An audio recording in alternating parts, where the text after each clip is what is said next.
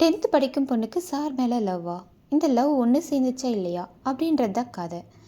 10th படிக்கும்போது அந்த பொண்ணுக்கு அந்த சார் மேலே லவ் ஏற்பட்டது. எப்படின்னு கதைக்குள்ளே போய் பார்க்கலாம். அவர் டெய்லி ஸ்கூல் எடுப்பார். அவர் சயின்ஸ் சார். ஒவ்வொரு பீரியட்லும் சயின்ஸ் ஒவ்வொரு டேவும் எடுப்பார். அப்போ எடுக்கும்போது அந்த பொண்ணுக்கு அந்த சார் மேலே க்ரஷ் ஆகிட்டுருக்கும். அவர் எல்லா பொண்ணுங்கிட்டையுமே எல்லா பசங்கக்கிட்டையுமே நல்லா ஃப்ரெண்ட்ஷிப்பாக பழகுவார். அவர் யாரையும் எந்த ஒரு தப்பான எண்ணத்தோடையும் பார்க்க மாட்டார். அப்படி இருக்கும்போது இந்த பொண்ணு அந்த சார் மேலே ஒரு க்ரஷ் ஏற்பட்டுருக்குது. இந்த லவ் எப்படி ஒன்று சேர்ந்துச்சின்னு பார்க்கலாம். அவர்கிட்ட போய் இந்த பொண்ணு சொல்லுது, சார் உங்களை எனக்கு ரொம்ப பிடிக்கும், நீங்கள் என்னை மேரேஜ் பண்ணிட்டீங்கன்னா என் லைஃப் நல்லாயிருக்கும் அப்படின்னு சொல்லுது. அதுக்கு அந்த சார் சொன்னாங்க, என்னம்மா நீ ஸ்கூல் படிக்கிற, ஒழுங்காக படிக்கிற வேலையை பாரு, இப்போ லவ்வுக்கு இவெல்லாம் தெரியாத, 10th படிக்கிற, உன்னுடைய ஃப்யூச்சர் இதில் இருக்குது, ஒழுங்காக படிமா அப்படின்னு சொல்லி அட்வைஸ் பண்ணி அனுப்பிச்சிடுவார். இருந்தாலும் அந்த பொண்ணு கேட்கல.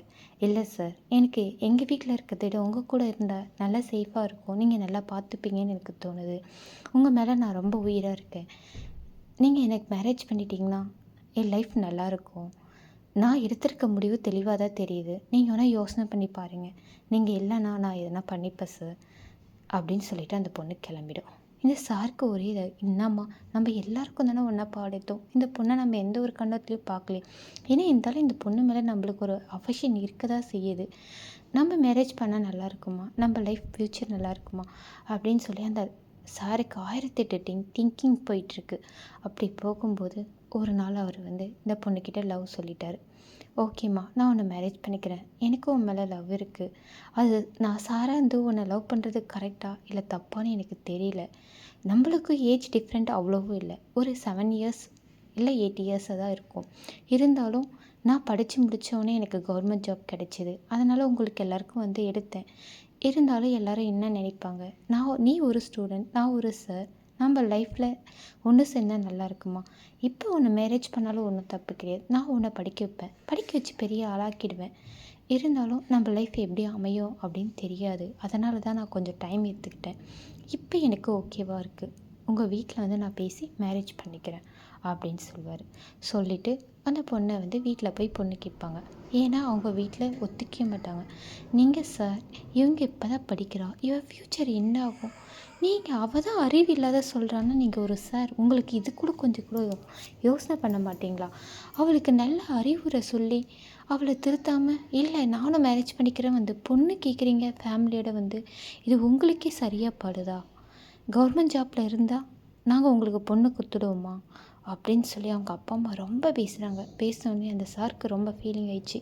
என்ன இப்படி சொல்கிறாங்க, நாம் தான் படிக்க வச்சுக்கலாம் சொன்னல அப்படின்னு சொல்லிட்டு, சரி அவங்களுக்கு கோபம் தெரியட்டும், அப்புறமா போய் பொண்ணு கேட்கலாம் அப்படின்னு சொல்லிட்டு வந்துடுவார். வந்துட்ட பிறகு ஒரு 1 மந்த் ஆர் 2 மந்த் கழித்து மறுபடியும் போய் கேட்பாங்க. சமாதானப்படுத்தி அவங்க அப்பா அம்மாகிட்ட எல்லாருமே ரிலேஷன்தான் போய் பேசுவாங்க. பேசிவிட்டு, சரி நான் காலேஜ் வரைக்குமே படிக்க வச்சு உங்கள் பொண்ணுக்கு நல்லா வேலை வாங்கி தருவேன், நல்லா பார்த்துப்பேன், நீங்கள் என்னை நம்பி பொண்ணு கொடுக்கலாம் அப்படின்னு சொல்லிவிட்டு அவர் பேசுவார். பேசினோடனே அவங்க வீட்லேயும் சரி, யாருக்கோ ஒருத்தவங்களுக்கு எப்படி இருந்தாலும் அந்த காலத்துலேயும் சரி எப்பயும் சரி யாராருக்கு எப்போ மேரேஜ் ஆகுமோ அப்போ தானே ஆகும், அதே போல் இவளுக்கு இப்போ தான் மேரேஜ் ஆகணும்னு தலையில் எழுதியிருக்கு, என்ன பண்ணுறது, பண்ணி தொலைச்சிட்டு போகிறான் அப்படின்னு சொல்லிவிட்டு அவங்க வீட்டில் சம்மதிச்சிட்டாங்க. சம்மதிக்கும்போது அந்த பொண்ணு அப்போ தான் 11th போகிறான். 11th படிக்கும்போதே மேரேஜ் பண்ணி வச்சுட்டாங்க. 2 பேருமே மேரேஜ் பண்ணிட்டாங்க. நல்ல ஃப்யூச்சர் அமைஞ்சிருக்கு, நல்ல லைஃப் இருக்குது. அந்த சாரும் அந்த பொண்ணு 12th வரைக்கும் படிக்க வச்சாங்க. படிக்க வச்சு 12th நல்ல மார்க் எடுத்தா. அதுக்கப்புறம் காலேஜ் போய் சேர்ந்தா, வேலையும் வாங்கி கொடுத்துட்டாரு. அதுக்கப்புறம் அவங்க லைஃப் நல்லா அமைஞ்சது, நல்லா இருக்காங்க, எந்த ஒரு பிரச்சனையும் இல்லாத ஒருத்தவங்க புரிஞ்சு நல்லா இருக்காங்க. இதை பார்த்த அப்பா அம்மாவும் நல்லா சந்தோஷமாக இருக்காங்க. இந்த ஸ்டோரி உங்களுக்கு பிடிச்சிருந்தா லைக் பண்ணுங்கள், சப்ஸ்கிரைப் பண்ணுங்கள். Thank you friends. இதே போல் உங்களுக்கு ஸ்டோரி எதனா வேணுமா? இது கதை இல்லைங்க, ரியல் லைஃப்பில் நடந்த ஸ்டோரி தான் உங்களுக்கு போட்டிருக்கேன்.